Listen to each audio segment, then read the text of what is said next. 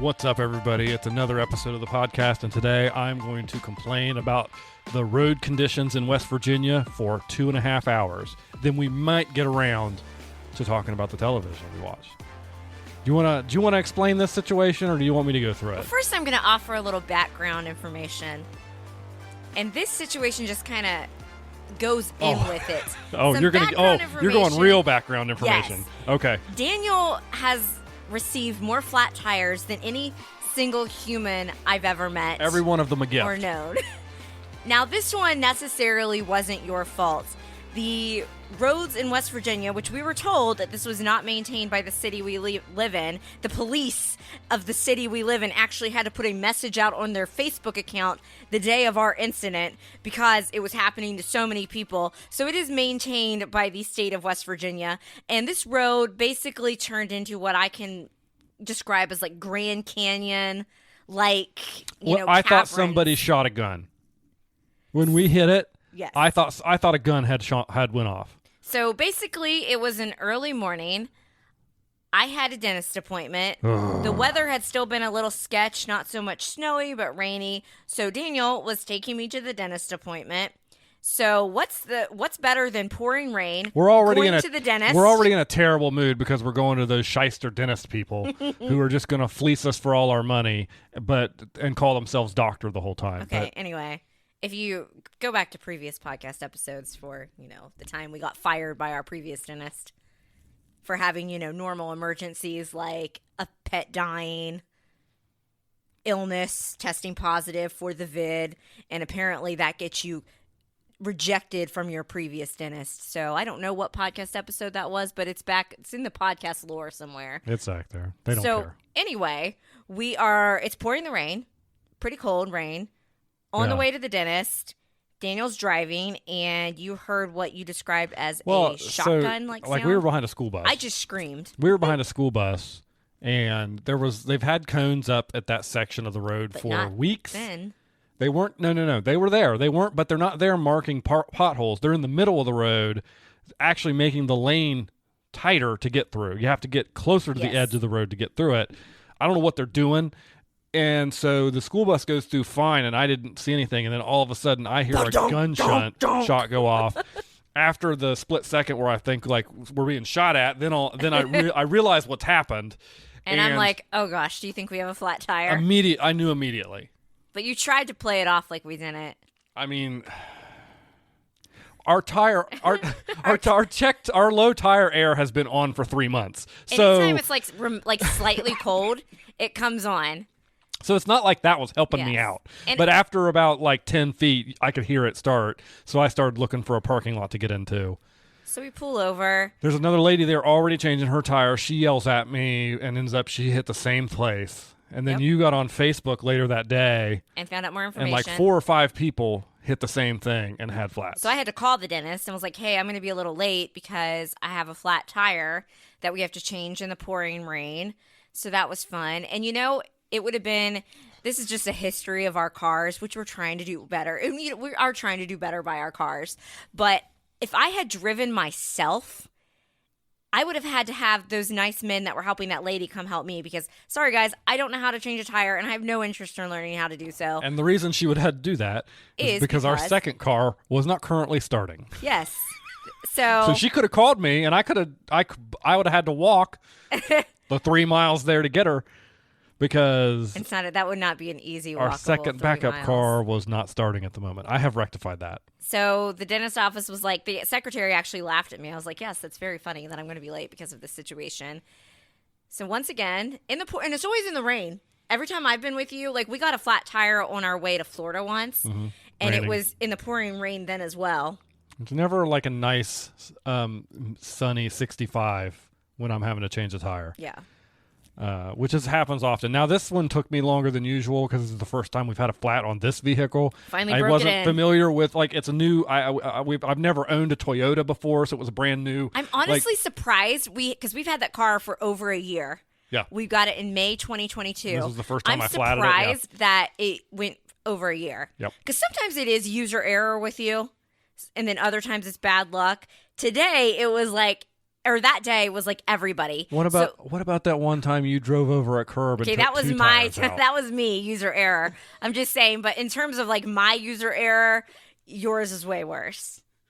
All the repeated incidences. Yes and no. It's not I didn't. The one time when I was driving to Cincinnati, it wasn't because I hit something. It was just because the tires were like tires were like. Weren't you driving on a donut then? On the way to No, okay. I wasn't driving on it. Different time. No, that was the time when the tire was so already worn down that there was like wet metal wire coming out of it, and I never should have been driving on it in the first place. But the reason that I had so much trouble is when I had the flat, I then go into the back to get the donut out, put the donut on, and find out the donut is flat. And then the time you rammed us into like the little side things on the way to the airport. That was on me. And then we had to like home alone it through the airport. And I'm like, I'm leaving you. Driving on the donut without you.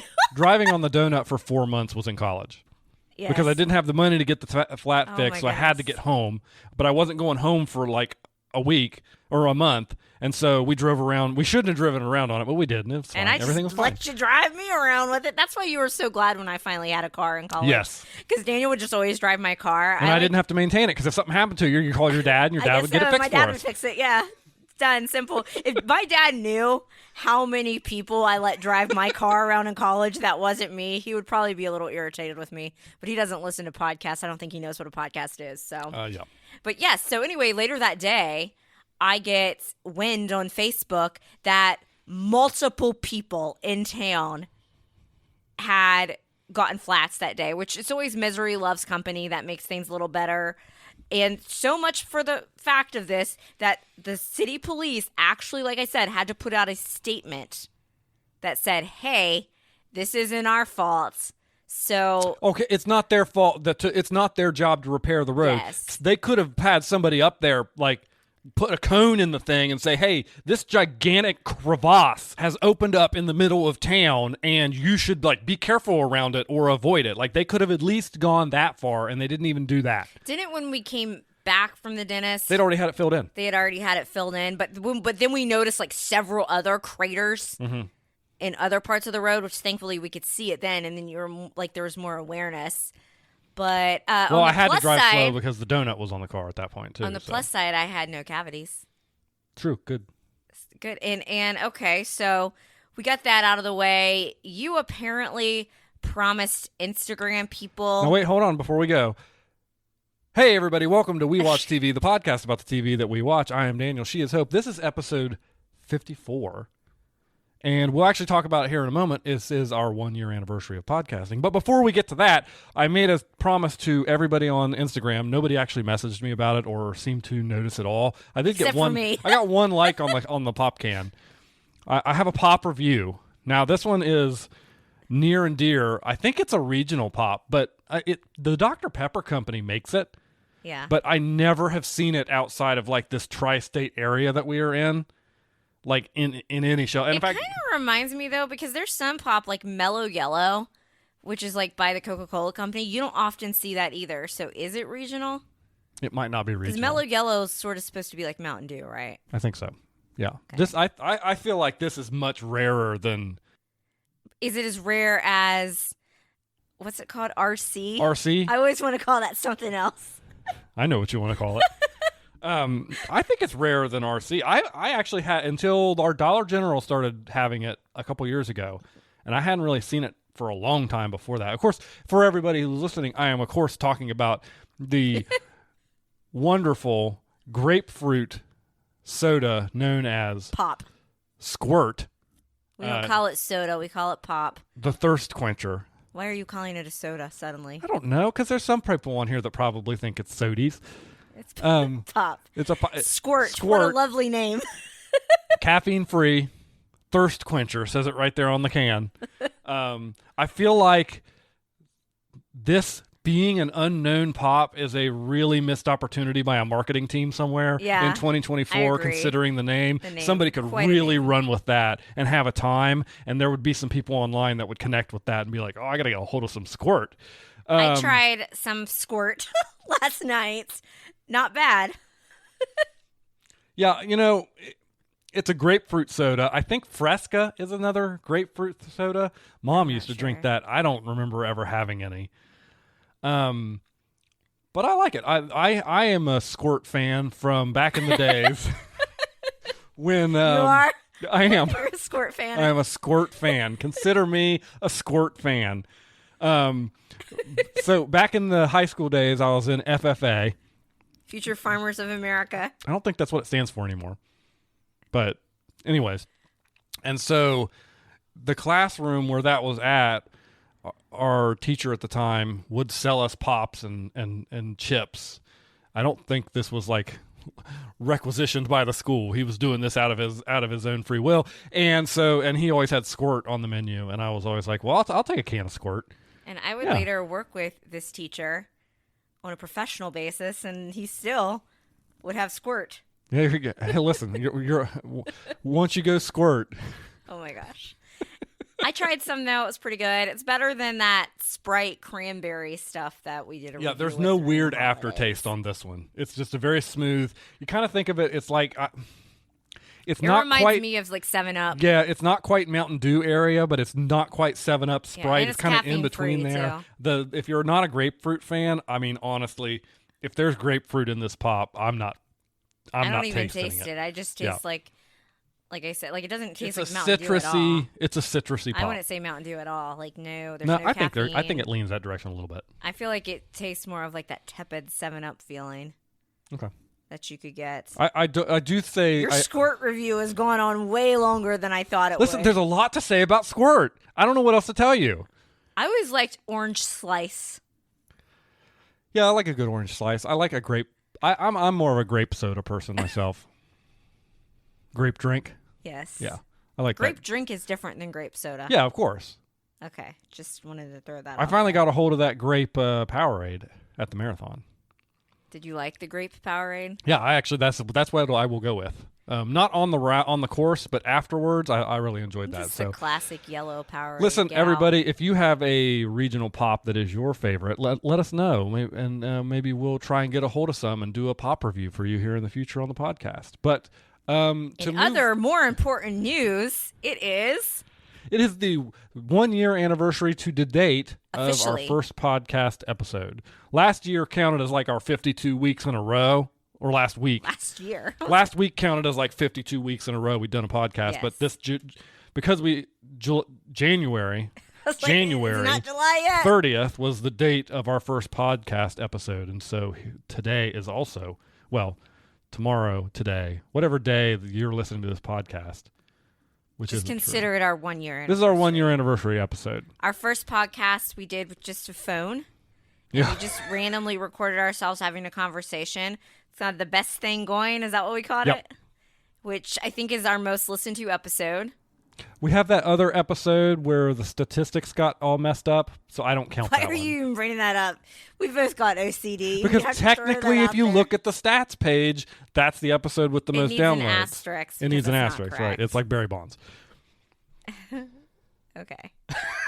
Oh my God. I've had a lot of caffeine today, if you didn't notice, and I consumed half a bag of Flamin' Hot Cheetos. This isn't the food review show. This is called the We Watch TV and occasionally movies podcast.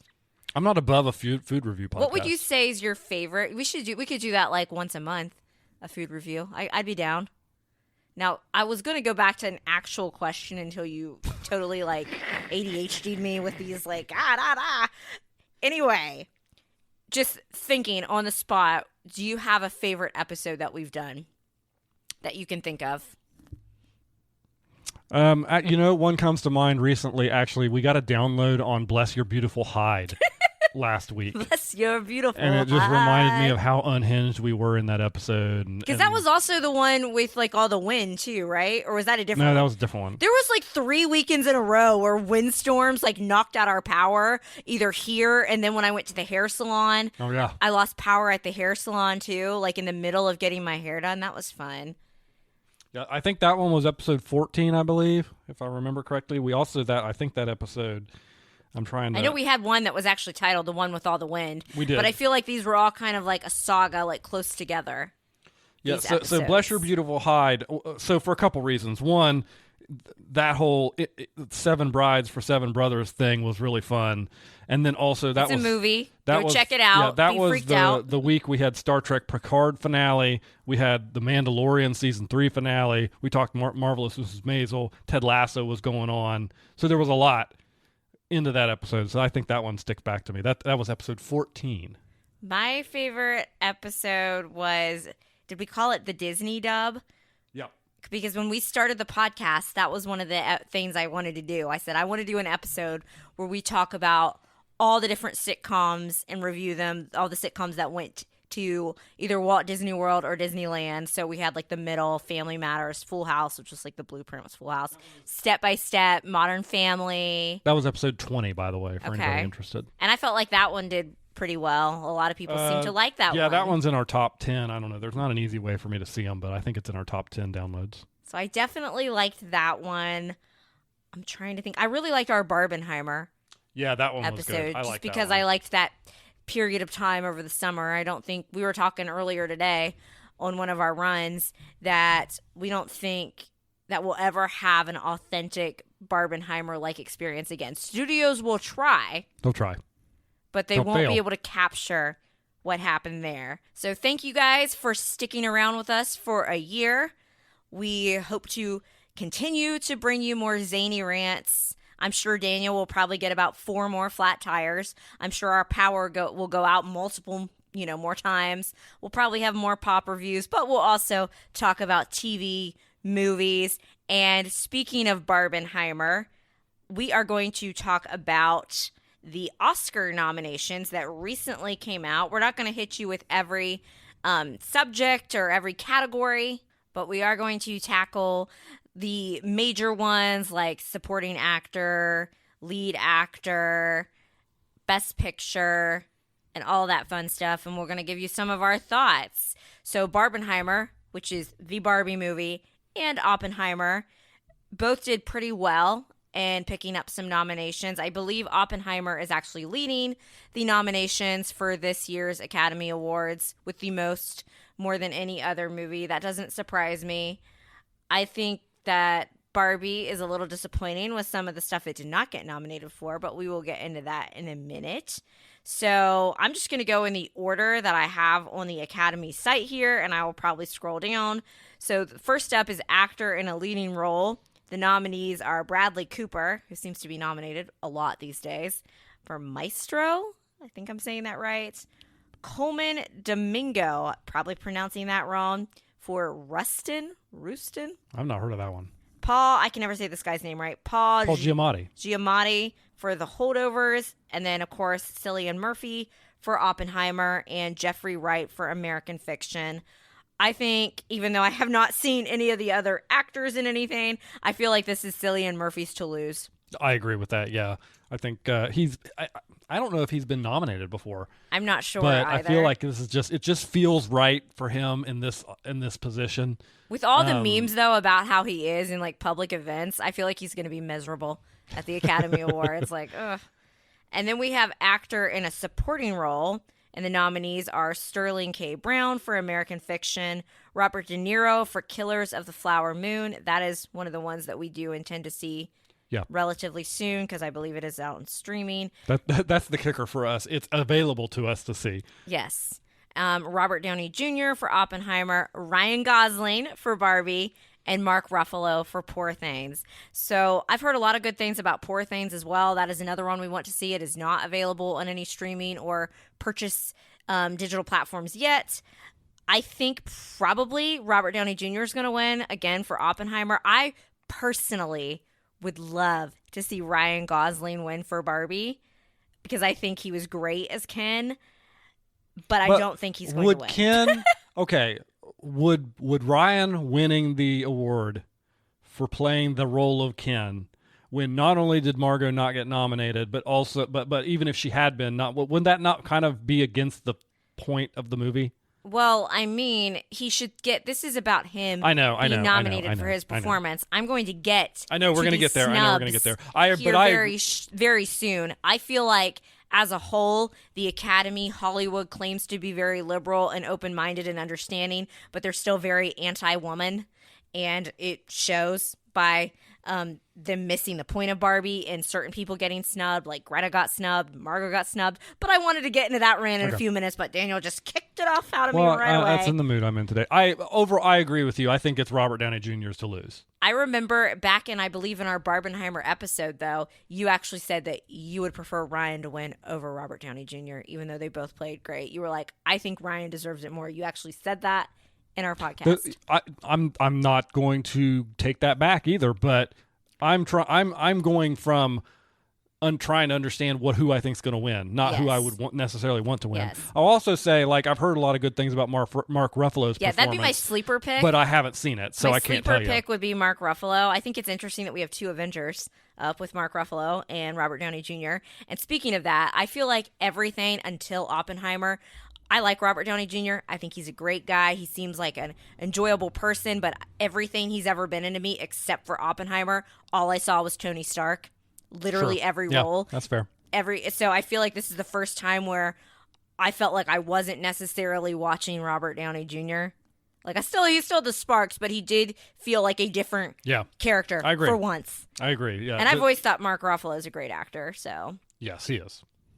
Then we've got actress in a leading role. And the nominees are Annette Bening for Nyad, N-Y-A-D, don't know how to pronounce that. Lily Gladstone for Killers of the Flower Moon. Sandra Houle, I don't know how to pronounce her name either, sorry. For Anatomy of a Fall. Carey Mulligan for Maestro. And Emma Stone for Poor Things. I have not seen any of these movies. I've heard a lot of good things about Emma Stone, and I've heard a lot of good things about Carey Mulligan, but I really couldn't tell you. Like, I'm going to have to watch some of the movies and read some of the buzz. We have not watched Golden Globes or anything like that. No. We were actually out of town. Don't get me started on the terrible, terrible comedian, air quotes, from the Golden Globes. That was awful, and I'm glad he's getting dragged. But I haven't really, researched, who they think's going to win yet. So I'm not really sure. Yeah, Just I don't know. Of these actresses, I really like Emma Stone. So I'm like, oh, I like her. I would be fine with her winning, but I don't know. The main point of this is Margot being snubbed. Margot should have absolutely been nominated for her role in Barbie, and it's criminal that she was not nominated. She did a very good job with that. She was very involved in the production of Barbie, and this is where it's like, okay, so Ken got nominated and not Barbie. Did you not watch the movie? I can see it from that perspective. Now, however, if Ryan were to win, I don't think that it should take away. People should not be, because even Ryan himself came out and said he thought Greta and Margot were snubbed, but he should still be recognized for his performance. Sure. He did a great job. But the Academy themselves nominating the man who played Ken and just completely not nominating Margot was ridiculous, in my opinion. Any thoughts? No, I think you covered it. So let's see here. Now we've got actress in a supporting role, and this is where they did get it right. We've got Emily Blunt in Oppenheimer. Thought she was very good in that movie. Danielle Brooks, The Color Purple. I believe Danielle Brooks was on Orange is the New Black. I think she was Tasty on that show. There was somebody from Orange is the New Black in that movie, and I think it was her. America Ferrera for Barbie. Jodie Foster for that Nyad movie that I'm totally pronouncing wrong, and I'm totally going to get this name wrong, but Divine Joy Randolph for The Holdovers. I've also heard good things about The Holdovers movie. I've heard good things about that too, from a complete, I don't know, somebody online was saying it was like a comfort movie for them. So I'm interested in seeing something that's described as a comfort movie. I have no idea who is going to win this. I think if Barbie is going to win any of the actor categories, America Ferrera has the best shot at it.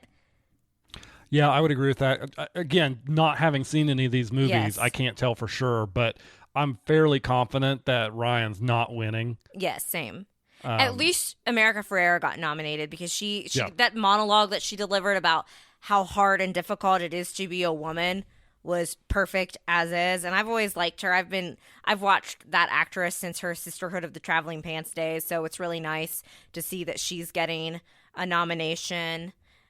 I think if any, and I'm just strictly talking, I think Barbie's going to win some other awards, but the actor awards, I think she, like we said, she has a better chance than Ryan. I will go ahead and do animated feature film since this is usually a category that we know about, but we have not seen any of these movies yet, shockingly. Absolutely snub of the year more than anything else. The Teenage Mutant Ninja Turtles Mutant Mayhem I thought you were going to say the Mario movie. Was not nominated. Are you kidding me? Did Mutant Mayhem, does it? Yeah, it would count because that came out in 2023. So we have The Boy and the Heron. Elemental, that is the Disney Pixar one. I have heard very mixed reviews on this. Yeah, seriously. We have not watched it on Disney Plus yet. I would like to sit down and watch it before the Oscars. I have heard everywhere from it was a try hard to get the message across, like they tried too hard, a pile of crap, and then I've also heard it was great, excellent, and one of the best Disney movies ever. You can't say that Disney fans aren't opinionated, can you? No. So I cannot make a judgment on it because we have not seen it. I'm going to totally pronounce this one wrong. Nimona? Robot Dreams. And then we do have Spider-Man Across the Spider-Verse, which I would like to see that as well. Yeah, I've been wanting to see that one. We watched the first Spider-Verse. Yeah, I like the first one a lot. So, Spider-Verse. And I've heard good things about this one, but we just haven't. I feel like typically the Pixar movies kind of clean up in this category, but I'm not sure because of the mixed reviews with Elemental. Well, where are the Ninja Turtles? Are you telling me that movie didn't deserve it? I mean, it was a great movie. It was a great movie. It was a great movie. And then we do have, I'm not going to go over a cinematography category. We'll go into costume design because I think that's always a good one. Obviously, the nominees are Barbie, Killers of the Flower Moon. That's a movie we want to see. Napoleon, Oppenheimer, Poor Things. I would like to see Barbie win, but just seeing what I've seen image-wise from Poor Things, I think Poor Things could beat Barbie. Yeah, from what I've seen of that, I think that might be the one that gets it. And then we have directing. We have nominees are Anatomy of a Fall, Justine Triet, cannot pronounce that, Killers of the Flower Moon, that is Martin Scorsese, Oppenheimer, Christopher Nolan, Poor Things, Yorgos Lanthimos. Again, guys, I apologize for how I pronounce these. And The Zone of Interest by Jonathan Glazer. Typically, I think it's only happened a handful of times in the history of the Academy Awards where the person that won Best Director, the movie did not win Best Picture. So typically whoever wins this category is going to win for Best Picture. Do you think Christopher Nolan's finally going to win? I think this is going to be Christopher Nolan's lifetime achievement. He's never won for Oscar for Best Director before. And I think this is going to be, and by the way, I do actually think that Oppenheimer is his best movie. Oh, I agree. I think it's his best movie as well. So even better than The Dark Knight. Yeah, I'm not saying it is not deserved. What I'm saying is I think he is going to win, and part of his win is going to be attributed to the accomplishments of his past, in addition to the amazing film that was Oppenheimer. They've done that with Leonardo DiCaprio. So do you think that Oppenheimer is going to win Best Picture? I do. We'll get that out in a minute then. Obviously, I don't know. I haven't seen a lot of the others, yet. but I do think it's going to win. And then we have music, original song. The nominees are The Fire Inside from Flamin' Hot, I'm Just Ken from Barbie, It Never Went Away from American Symphony. I'm not even going to say the name of this song. I'm going to say what's in parentheses here, A Song for My People from Killers of the Flower Moon, and What Was I Made For from Barbie. I really want to see all of these songs performed. I'm pretty sure Billie Eilish is going to perform What Was I Made For, but I have been saying since Barbenheimer weekend that I want to see I'm Just Ken performed. I thought they always performed all the songs. I'm not sure if they do all of them or not. Oh. How cool would it be to have all the Kens on stage? I mean, they should absolutely do it. If the Academy is trying to get people to watch this boring long show, all the Kens on stage. They need to do things that make people want to watch this boring long show. Will Smith's not going to slap everybody every year. You can't get a slap every year. I'm sorry. So, what would draw people in? Advertise that we're going to get Ryan and all the Kens up there to sing the song. Well, I know a lot of people when Encanto... do the choreography and all that stuff. When Encanto, We Don't Talk About Bruno was nominated, there was a lot of people and their kids stayed up just to watch that performance. I think while I'm most excited to possibly see an I'm Just Ken performance, and even though I'm Just Ken beat What Was I Made For at, I believe, was it the Emmys? I don't know. One of the recent award shows, I would personally think that the best song should go to What Was I Made For from Barbie. Probably. even Ryan Gosling looks surprised when I'm just getting beat it. Yeah. Like, What Was I Made For was a perfect emotional song. So that would be my pick for that. And then the last category that we're going to talk about here before we wrap up our Oscar speak is Best Picture. I'm probably going to pronounce everything wrong again. We have several nominees: American Fiction, Anatomy of a Fall, Barbie, The Holdovers, Killers of the Flower Moon, Maestro, Oppenheimer, Past Lives, Poor Things, and The Zone of Interest. That's a lot of nominees for Best Picture. They do that a lot, and they try to get like I feel like typically they do try to get movies that, you know, more people have seen. Like, there was one year they put like Moneyball and stuff on there, and I was like, Moneyball's not going to win. No. I think you are onto something. I do think Oppenheimer has a good chance to win, but also I've heard a lot of stuff about the Killers of the Flower Moon, and that's the Scorsese one, right? So it's and listen, I'm not saying it's not. There have been years where Best Picture was a lock for me. Yeah. I don't think Oppenheimer is a lock this year. I think it is a high likelihood, but I wouldn't put money on it. And especially because I haven't seen most of the other movies, so I really don't know. I think I would probably I'm probably going to have a better idea as we get through award season, because typically you sort of know a couple weeks before. So as I read articles and everything, my personal pick would be Barbie. If this was hope picking, it would be Barbie. I understand. Would you pick, because you like Barbie and Oppenheimer about the same?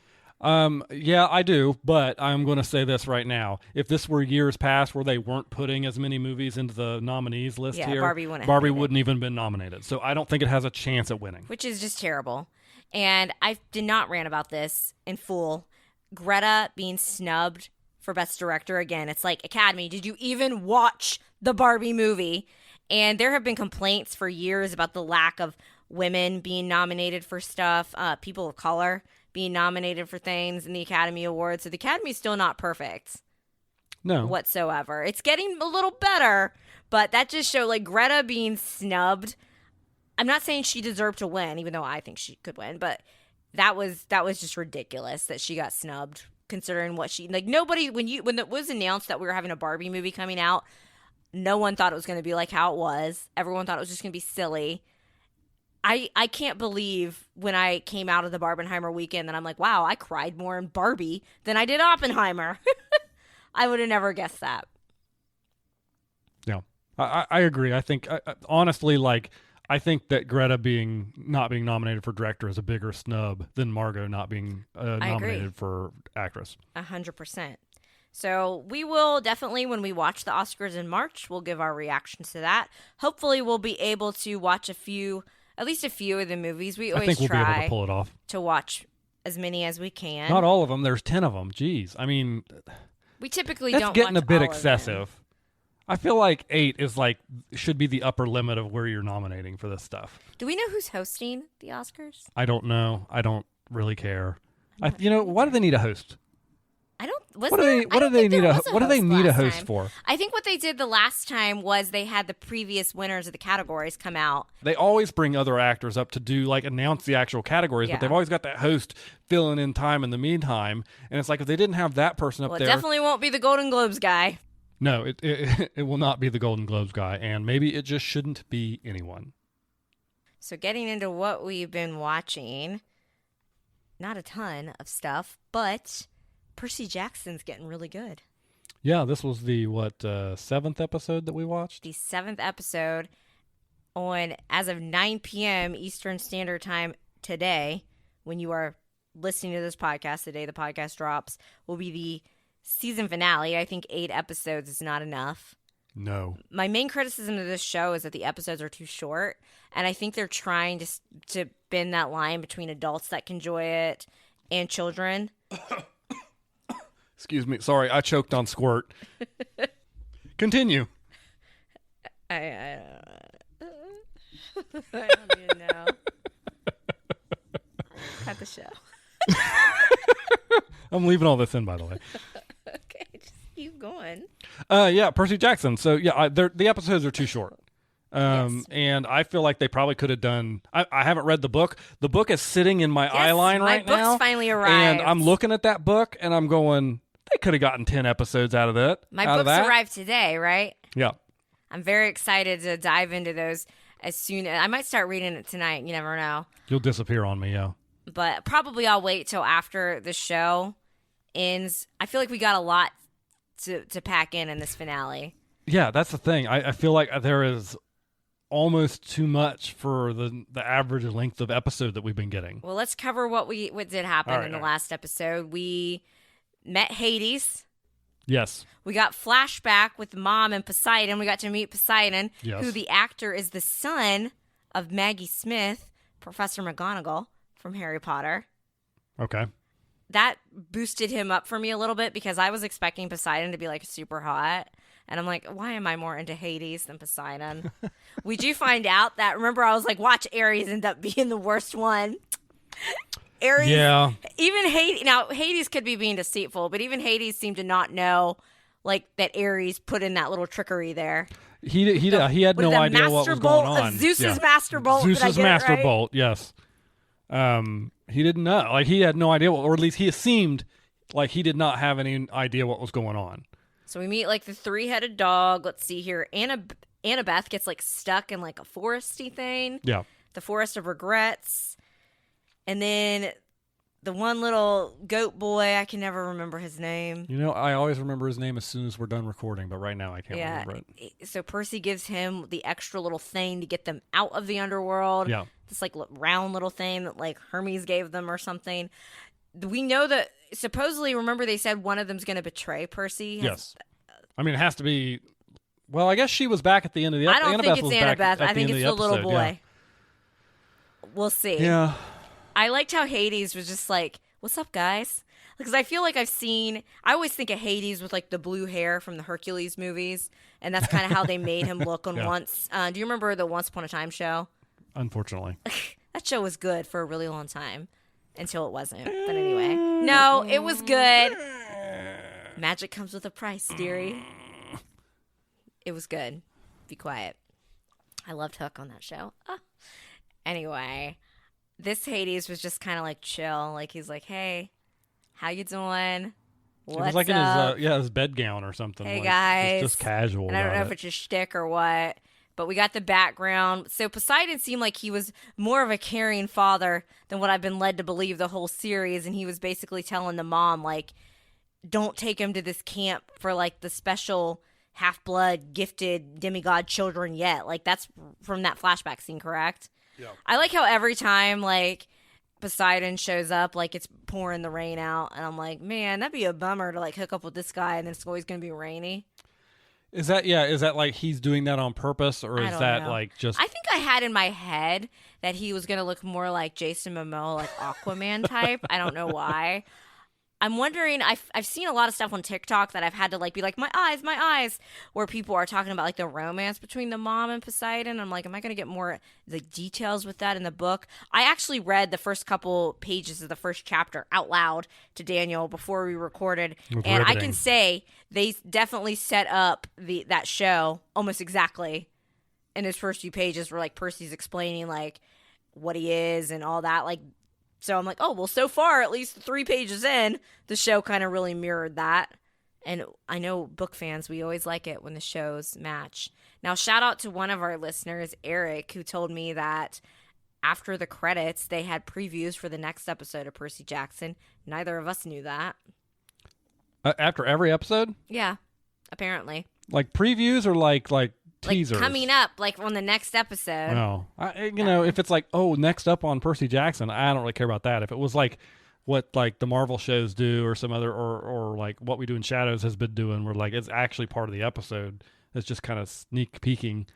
I would be sad that I missed that. But if it's literally like some old one of those old school serials, like next time on, I like those. That's one of the things that I least like about streaming services that make you do the weekly release, is that I typically have to search on YouTube for a trailer of the upcoming episode. I like to see what's about to happen, what's about to go down. Now we know we're going to meet Zeus. Now when I read to you the actors on IMDb who's playing Zeus, you said that actor has since passed away. He passed away in like 2023. Last year. Yeah. Yep. So that makes me wonder about like recasting, what they're going to do. Do we have a season 2 confirmed? They are done filming season 2 and getting ready to start filming season 3. For Percy Jackson? For Percy Jackson is what I read on the internet. That's good news, though. That's excellent news. Excellent news. I know I've seen some pictures of the cast where they showed, like, Percy is now taller, the tallest one. Yeah, that happens for kids that age. The kids age very quickly, and, like, Annabeth looks way older. They all look way older now. I'm excited to see more of where this goes. Yeah, I am too. I think we talked about this a little bit last episode. We're going to have diverging experiences though, because whatever the gap is between this season and season 2, I am going to completely forget that this show exists. Meanwhile, you are going to read 5-6 books in a matter of like I'm going to be able to info dump on Percy Jackson. And you are going to become like a lore expert, and you're going to point out everything that was slightly different, or everything they got right, and you like that. I already did that. You've already done it. Got right by reading like 3 pages. And you're going to watch. You're going to make me watch what I've been described as the terrible movies. Yes, because yes, of course. So if they've already filmed season 2 or are filming. Season 2 is past greenlit, is what I read. But they're not. Are they filming or not? It is in production. If it is not in production, it is almost done with production. I would say the least amount of time we would wait would be a year, but it'll probably be a little more than that. I don't know. I'm excited though. I feel like this show, like I kept trying to like will another episode like to come on over the weekend. I'm like, I just want to sit down and watch more Percy Jackson. I think one thing, and I think it would, obviously book readers probably aren't going to be like this. I do feel like we took a little bit of time to set up the story. And now that we're in the action phase, we're here, we're doing the quest, we're like, things are going down. And I'm just like, how are we going to, because I feel like the episodes have been like 35, 40 minutes. Yeah. Like they've been short. I'm like, how are we going to cram all this in that like needs to happen? But apparently there are several books. I ordered the first 6 books. Somebody told me that one of our listeners told me that there's a 7th book coming out this year. Mm-hmm. So I'm just going to, by the time the next season of Percy Jackson rolls around, I'm just going to be all in on it. By our next episode of this podcast, she might be all in on it. Yeah, you never know. She'll read these books. Like, you guys will not. You guys think she got through Friday Night Lights fast? Yes. When I like a book, I'll read it in a day. I read Britney Spears' memoir in literally one evening. By the way, I do want to report to everybody that she finished Friday Night Lights and then 2 days later started it again. No lies detected. Okay. So what else have we been watching? Well, you watched the first episode of The Bachelor. I skipped out on that. You watched some of it. Did I? Yes. Okay. I don't really remember. You don't remember? The first episode of The Bachelor every year is so cringeworthy when they're doing those introductions and they're all coming in and they're all trying to make their first impression. And it just makes my skin crawl watching it. I feel like the first episode's funny, Bachelor though. And Bachelorette. I'm not being like sexist here. Both of them is like, it's awful. The first episode's more lighthearted though and funnier. Sure, than there's less drama and crying. When you see them crying. having mental breakdowns in like the last like 2 episodes of the season. I think Joey, as the Bachelor, he is the baby professional kangaroo Tribbiani. He's the professional tennis instructor. He was living in Hawaii. He said he has since moved back to Philadelphia to be near his family. Wow, what a transition. Yeah, the only thing, I do know people that have lived in Hawaii, and they said that it does feel very isolating. Sure, I can understand that, especially if you don't have any family out there. Stuff can be really like expensive to like purchase in stores, and it can be a very like. There's this girl that I remember I went to, I think like elementary school with her, and I know when she would come back to the United States to visit, they would visit for like a month because other than that, they didn't see their families like for long stretches of time. So I could see that. I'm sure he has more money though that he could, flit about betwixt the states. But whatever. Now I'm coughing and I have not had Squirt. I guess I'm right here if you want some. Anyway, Joey, in my opinion, is the hottest Bachelor that we have had in several seasons. Down, girl. None of them have been very hot to me at all. They've all been cringy personalities, or I didn't like the way they behaved on previous seasons. He's actually like a good one, and I really hope that it works out for him. I went ahead and read season-ending spoilers. That when when I'm real into a season, if I go ahead and read what's going to happen, because I tend to wait until close to the end before I'm like, okay, I've got to know. But like I had to know. And if it works out, I'm very pleased with who he picked.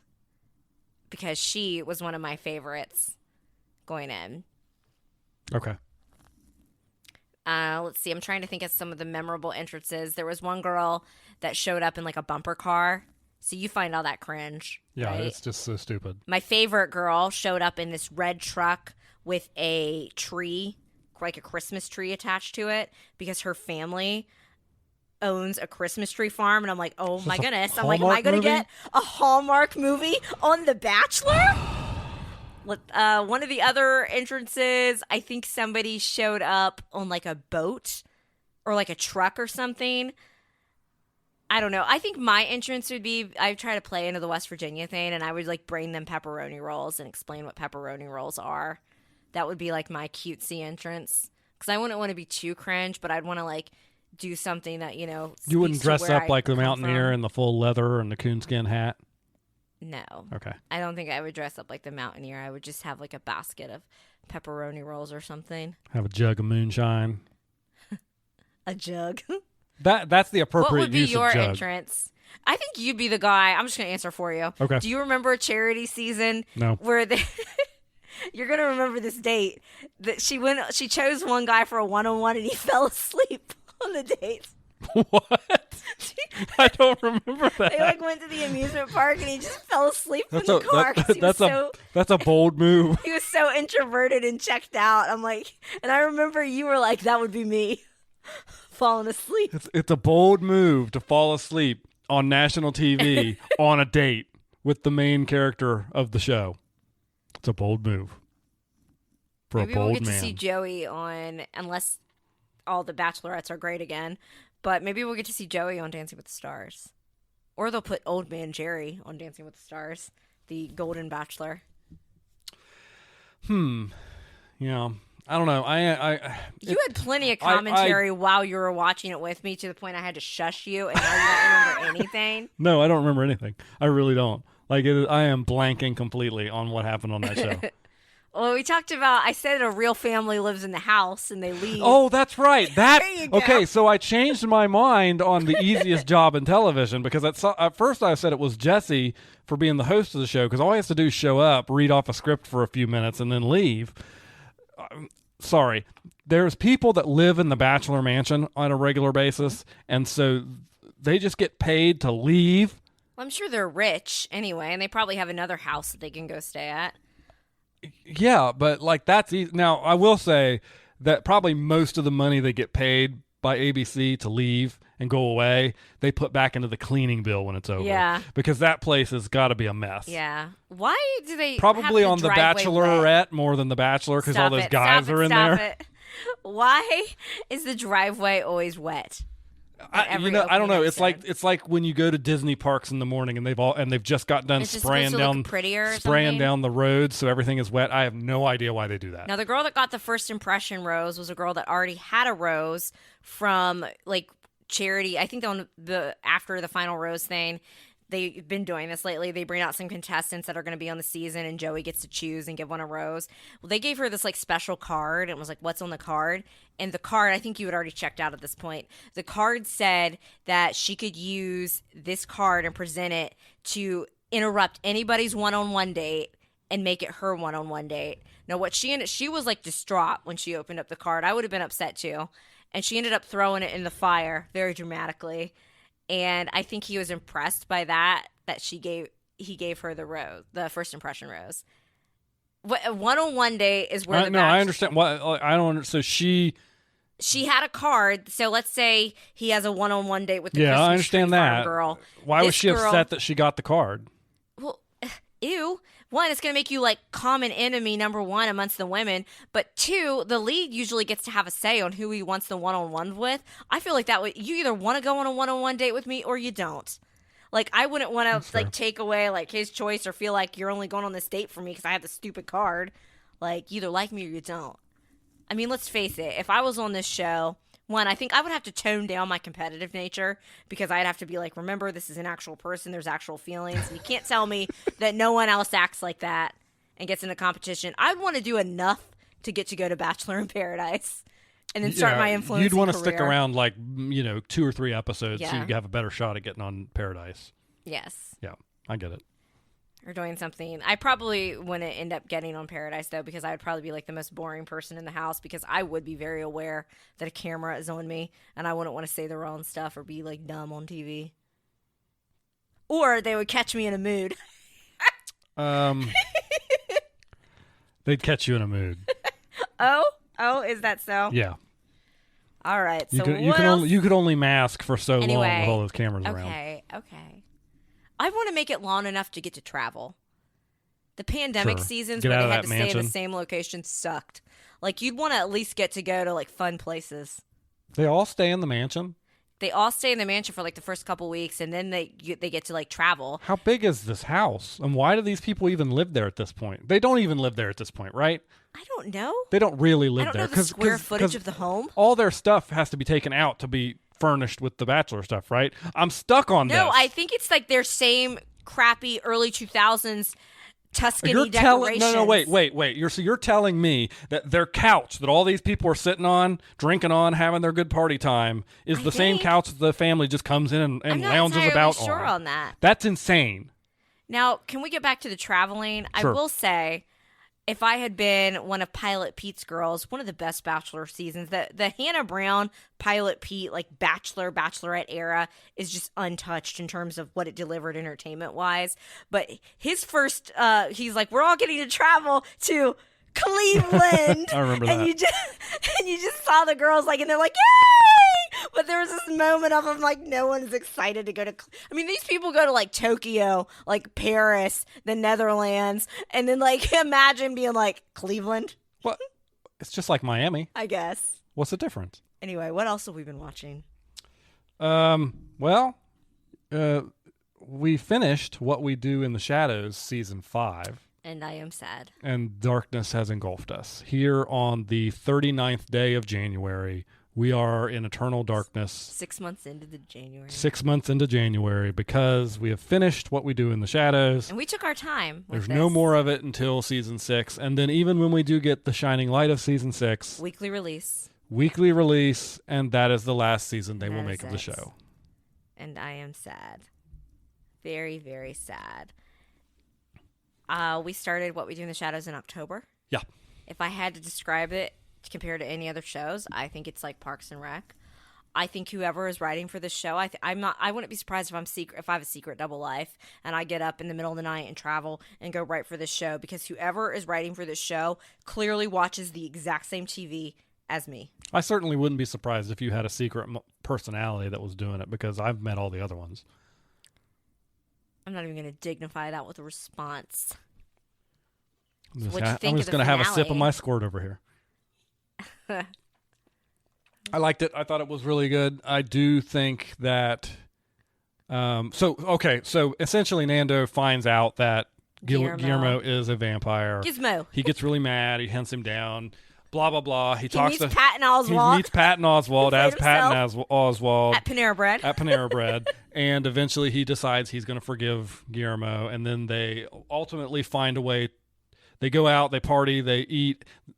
Nandor realizes what he knew all along, and what I think is the reason he was hesitant to turn Guillermo, is that he really doesn't have it in him to kill people. Yes. He's fine taking care of all the other dirty work, but he just can't actually be, the one that does the deed. Well, we find out why his transition was taking so long. It wasn't necessarily the Van Helsing blood. Right. It was, and I had wondered this the whole time. Guillermo had not yet consumed blood yet. Right. In pretty much every in rendition of vampire lore, to complete the transformation you have to drink human blood. Now on the Vampire Diaries, if you didn't consume vampire blood, I think within 24 or human blood within 24 hours, you would die. Basically the transition wouldn't be complete. So Guillermo was stuck in this holding period. So Laszlo's done all these experiments and he's yeah, I didn't think of that. With the whole human blood thing. So as soon as Guillermo drinks the human blood, boom, vampire. And they, like you said, they all go out to go kill people, to suck the blood, and Guillermo suddenly realizes, I want to be a vampire, but I can't do it. And they find a loophole. Yeah. And I think the loophole might be the thing that puts me off a little bit. Yeah. I guess the thing is it's totally within the character of Guillermo to realize he didn't have it in him, and Fernando to basically have been kind of protecting him from that, because he knew he didn't have it in him. Yeah. The thing that gets me a little bit is that now there's no dealing with the consequences of that. We did get to the return of Haley Joel Osment's character Topher, though. Yeah, that was the brief. I didn't even recognize him, and they had taken him to the necromancer guy. And then he became like a zombie, but he's realized how to be a zombie because the loophole was that Guillermo had to stake Daryl. Derek. Derek. They had to stake him. They staked the vampire that turned him. Yes. Which would turn him back to whatever state he would have been in if he wasn't a vampire, which is why Guillermo was able to survive. But like Laszlo and them. And we have the other shenanigans with what's the guy? The tall one, the lanky one. Oh, the Baron. The Baron. We had some more fun with that. So then, like, when it says, they're like, oh, you'll be like a month older than you were when the transition. So, like, suddenly Guillermo has like a beard. Well, no, because what happens is your body goes back to wherever it would be naturally. Yeah. Which is why that worked for Guillermo, but it wouldn't work for the rest of them because the rest of them are hundreds of years old. They would just be corpses. I did really like how it felt like Laszlo and Nadja, like, did want to protect Guillermo in a way, like even though they're always like Gizmo and they talk down to him, it's like they were still helping him. I thought that was cute. I have no idea how they'll end this series, none whatsoever. Do you still think that Nando and Guillermo are in game, or has that backed off a little bit? I have no idea. Like, Nando's still gonna have to treat him better. Yeah, I feel like that's backed off a little bit. I feel like they were dropping some major hints, but I do feel like it's backed off a little. Yes. Yeah, I don't even know if he'll be their familiar at this point. Like, I don't know what his, like, now that he was already their protector, their bodyguard. Right. But now that he's back to just being a human again, is he going to want to go back to that life? Like, obviously he's part of the family. Yeah. But is he going to want to go back to being like that kind of servitude versus? I have no idea. I honestly have no idea. Just when I think I know with this show. Sure. Yeah. They take me in another direction. I still want a Hope doll, like the Nadja doll. I know you do. Speaking of horrible, terrible things that are like just nails on a chalkboard, you have continued to watch The Curious Case of Natalia Grace. I finished the first 2 seasons on Max. You watched several episodes of the second season. If you don't know about The Curious Case of Natalia Grace, go look it up, and you will get all the information that you really need. When you're sometimes late at night and you're doom scrolling and like YouTube suggests random crap to you, that ever happened to you? Yeah, I had a month one time where all I did was watch a guy forge metal into like swords and stuff. Okay, well, anyway, mine suggests a lot darker things. And I learned about Natalia Grace, like I'm talking like pre-pandemic. I learned about who Natalia Grace was. And basically this family adopted this girl and she has some type of dwarfism. And they accused her of being much older than she is. They even went as far to get her re-aged as an adult. So the documentary covers all of that. It was confirmed in the documentary, the DNA, that she was in fact a child. And she looked like a child. So they basically abandoned this girl in an apartment by herself when she was like 9 years old as a kid. Terrible people. I definitely think that Natalia, has so many different types of trauma that she's gone through from her various abuse, physical, mental, all kinds of stuff. So I think that she might not be fully telling the truth at times, but that's what a lot of victims of trauma do. So I think that we're never going to know the full truth in this. I'm excited for season 3. Yes, they are sensationalizing it a little bit, as you said. Using the word documentary here is stretching it just a bit. I really think I'm shocked at like how the legal system let this stuff happen, because the dentist that they went to, the American legal system, the flawless and amazing American legal system let this people down. The dentist that they went to he was like, wait a minute, they did what?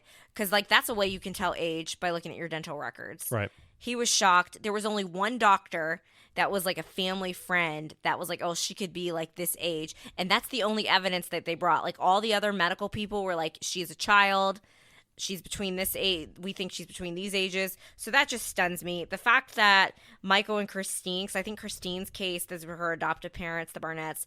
I think Christine's case got dropped. Michael scot-free. I'm just like, what is going on? And then we have her, and you were a little sus on her adoptive family, the Mans. That was the preacher guy. You want to tell me why you had a bad vibe with them? He just seemed, I don't know. Well, he was getting her all amped up for that confrontation with her, with Michael. Like, instead of keeping her calm, he was like, "You need to go after this." Because this. she said she wanted to have a conversation. Yeah. Okay.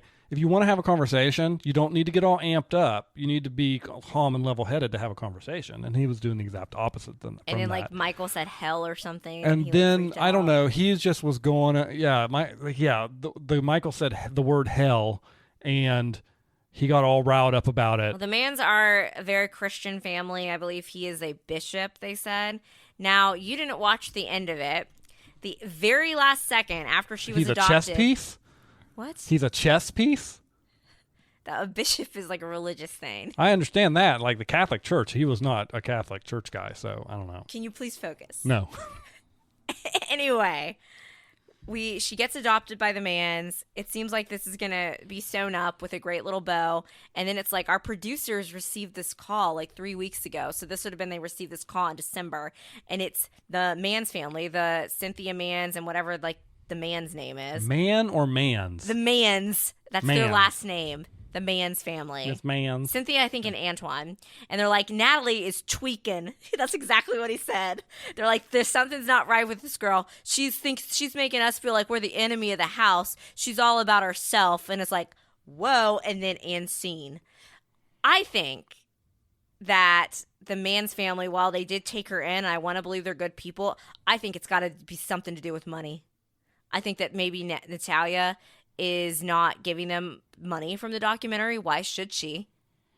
I think that, I don't know. I think there's something nefarious involved. Well, I can tell you. And I was sitting more. right there on the couch and watching that episode or barely paying attention to that episode. And as soon as that guy showed up on screen, you're like, well, he gives me I the was ick. like, there's something about this guy I don't like. Yeah.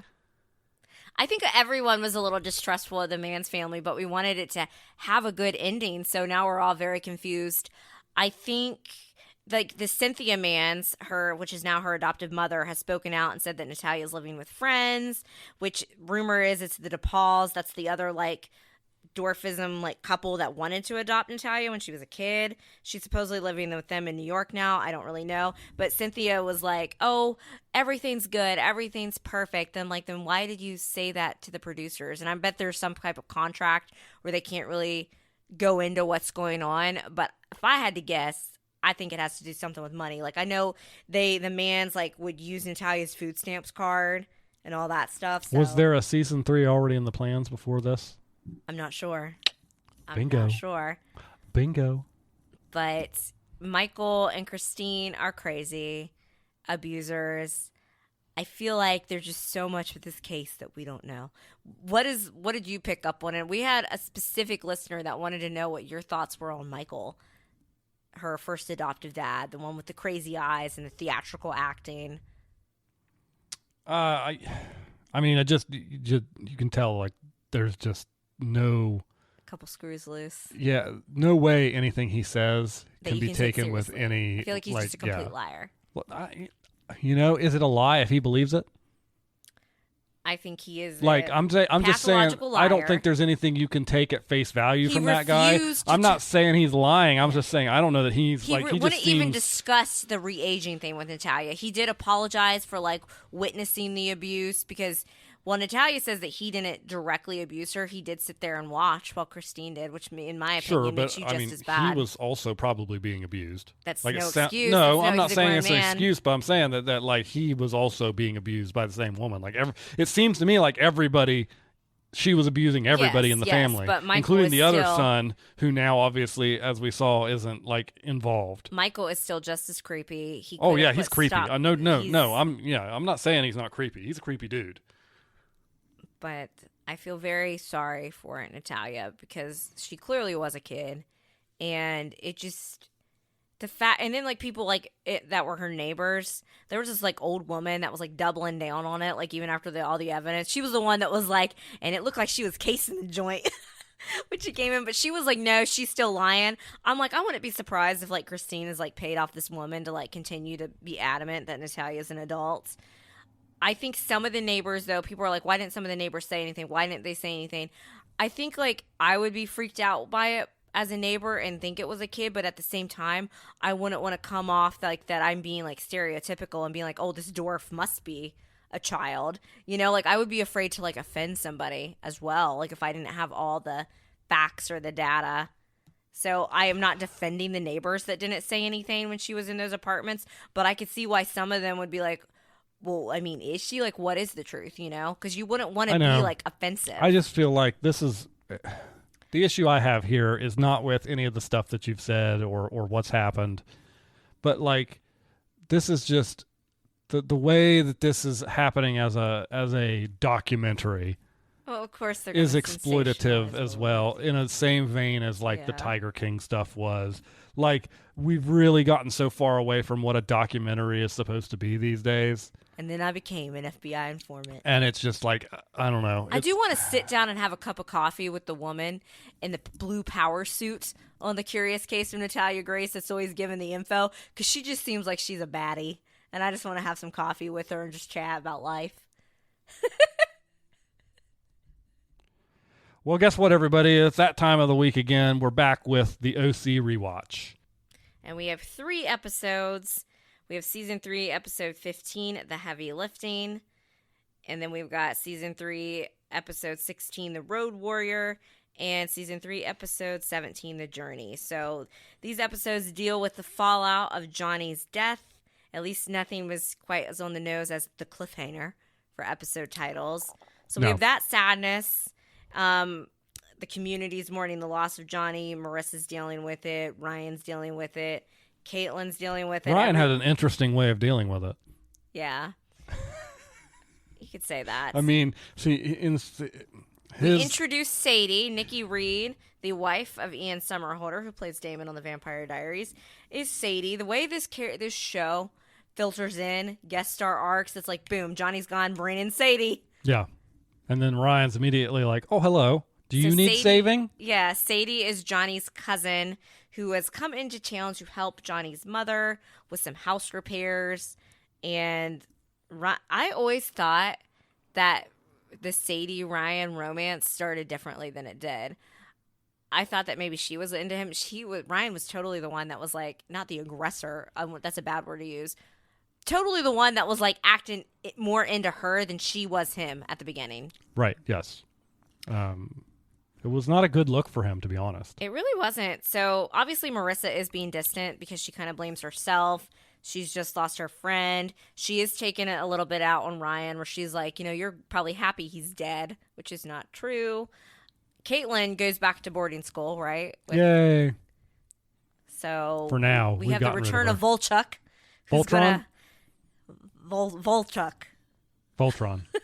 He's going to come in and kind of be part of Marissa's continued downfall. She's already drinking again. At least she doesn't have the same absolute like prop that she had from the first couple. Yeah, she's got that flask again. So in the midst of all that terrible drama, Kirsten and Julie are throwing a Valentine's Day party. We've got some movement on the Julie Mr. Roberts romance. They are now, last we checked in with them on the last episode we watched, which was Ryan's birthday party. They are on their way to a cruise. Dr. Roberts had ordered cruise tickets for his previous wife, forgot he ordered them. Summer found them, assumed they were for Julie. Both the girls know now, Summer and Marissa. Yeah, of course we knew they weren't going to find out the way they needed to find out, but. Well, Summer found out by she saw it. Taylor saw it. Taylor saw Summer, and she went to confirm. Yeah, Taylor saw Julie and Dr. Roberts out, went and told Summer. And then Marissa does find out because Julie does ultimately come clean with Marissa and tell her. And I thought it was funny because, so Dr. Roberts is a plastic surgeon. Yeah. And Julie's like, I've been seeing Dr. Roberts. And Marissa's like, well, what have you done? And then, yeah, so do you still like the Dr. Roberts-Julie romance? I do. I know it's doomed, but I like it too. I do like it. I think that's a good match. I and think Julie's like not being fake. She's just being Julie. That's the first time in the show I've seen her just being herself around somebody, and I like him as a character. I do think he's got some romantic issues, considering at the end of the episode we just saw as they're leaving for their cruise, which leaves at midnight. Somebody who's I've never been on a cruise. Do cruises leave at midnight? That seems weird. Very weird. I don't think cruises leave at midnight. But anyways, they're leaving for a cruise at midnight, and he had a ring that he was going to use for the step monster. You want somebody's old ring that wasn't for you? And he takes it and puts it in his bag, and I'm like, dude, come on. Bruh. And then Ryan and Marissa are officially donezo. It felt very abrupt. Like, I can tell that there was possibly a gap. Like, I do see, there was the fallout right after the cliffhanger aired on February 9th, and then the next episode was March 9th, and that was when Ryan and Marissa so there was broke a month up. there, yeah. It just seemed kind of like, okay, we got to break them up. We got to begin this transition. There's another girl in here for Ryan to save. Like, it was very, like, abrupt. Like, very just, oh my goodness. So, like, we know that Ryan and Marissa have been having issues. It just seemed very, like, okay. And then in the recent episode, though, the journey with his birthday, then there was kind of some backpedaling. Like, should we be broken up? I'm like, what are y'all doing? Yeah, I don't know. What do you think of Sadie? I don't have any problems with her. The problem's with Ryan. Like, obviously pursuing her when he still has one foot in the relationship with Marissa. I mean, they hadn't technically broken up, and he is like off on like a trip, staying in a hotel with her. Yeah, they had not broken up yet. And I just felt like that was out of character for him. And when she called, he said it was Seth that called. Yeah.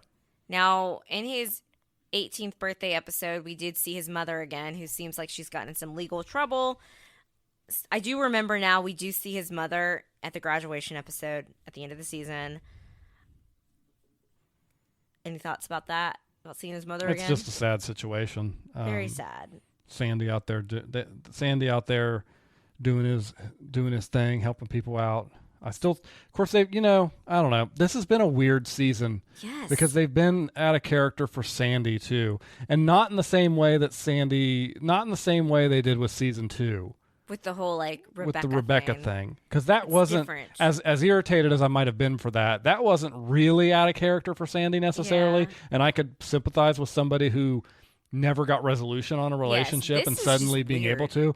But it was really weird now how all of a sudden he was like pushed. First, like 3 episodes ago, he didn't want Matt to have anything to do with that woman who was the daughter of the person on the board. And now all of a sudden this episode, he's like hammering home, like, let's go, whatever you got to do, man. And she gets mad at him about it. Because Kirsten remembers that people would do that to her as the daughter of Caleb Nickel. And then in the next episode, the most recent one we watched, it was like he's flying to Albuquerque to go help Ryan's mom out of jail. And Sandy, Kirsten was mad at Sandy, and now they don't seem. It was very inconsistent writing of the characters. Okay, and I don't remember anything about this, but like the character of Matt, I don't know if it's the actors. I just was getting a weird vibe that he was into Marissa. I'm like, I don't have any. And I don't. Were you getting an ick vibe? The recollection that I have, or that you say you have, is that nothing happens. I wonder if that was almost them, because you know how these shows get written sometimes. Yeah. Sometimes the writers are only an episode or two ahead. But did you feel a vibe, too? Yeah, what I'm saying is that might have been them thinking maybe they take it one direction, but then later they realize they're not going to, so they mess it around. And so it's like they were trying to make sure that those two characters had interacted with each other before, just in case they wanted to do something. What do you think about Marissa and Volchuk? Volchuk is hot. I mean... even though he's a terrible character. I remember thinking he was hot back then, and I still think he is. No response. No, I just don't like him. He has a terrible name. Drag her down a bad path. And obviously we know he's going to drag her down a bad path. It's, again, the theme of this season is it's a bummer knowing what's going to happen. Oh, we did get the return of the model home that burned down. That's the house that Volchuk's construction crew was working on. We get I've forgotten how much I liked, but also was mournful and hated that scene, but also liked the way they did it. So they have the music, Ryan and Marissa's kind of song, their first kiss song. It's on my Spotify list. I don't know the name of the song off the top of my head. I'd be like, oh my gosh, that's the OC song. So she suddenly remembers where they are. She hadn't been eating because she was depressed. She'd been drinking again. She like passes out in the model home house. So that was sad. And Volchek actually helped her. Yeah, and then he gets her back to her place and is a complete loser about it again. I don't know this. It's a sadness. Seth and Summer are too happy right now. Yeah. They're in too much of a good place. So we know ultimately soon something's going to go down with them. You can't have those two characters being happy for too long. No, of course not. Well, and I mean, we know even without knowing what's going to happen, even though you've seen it, it's kind of obvious what the conflict with them is going to be. Oh, yeah. Is that one of them's getting into Brown and the other one isn't. Yeah. And that cross-country relationship. Absolutely. And Seth has seemingly put all his eggs in the Brown basket and then totally screwed it up. On purpose. I know we'll see Caitlin again soon. I don't know how this Newport stuff resolves with Sandy. I don't remember how Dr. Roberts and Julie resolve. I'm excited to see it. I know the path, like Marissa's going to continue to go on a bad path. I'm going to go out on a limb and say Dr. Roberts and Julie is going to resolve this next episode. They're going to be on that cruise. He's going to propose, and she's going to be like, I don't necessarily. Because she already told. No, I think she does. I think they do get engaged. Really? Okay. Because she told Summer, like, we're nowhere near that. Like, because Summer was like worried about that. Maybe they're still together, and when he goes off to like Seattle, maybe do they officially break up in season 4 when she deals from the fallout of what's going to happen with Marissa? I don't really remember the details of how all of that goes down. I know at some point though, they move into Dr. Roberts' house, and he does let Julie and like Caitlin and people like live there. Like that's where they're living. And, and at one point, Taylor even moves in with them. Yeah. It's like a whole thing in season 4 because Taylor's mom sucks. Which you've seen. Her mom's horrible. Yeah, I have seen that. That's still a character that I cannot fathom the ending that you've told me about.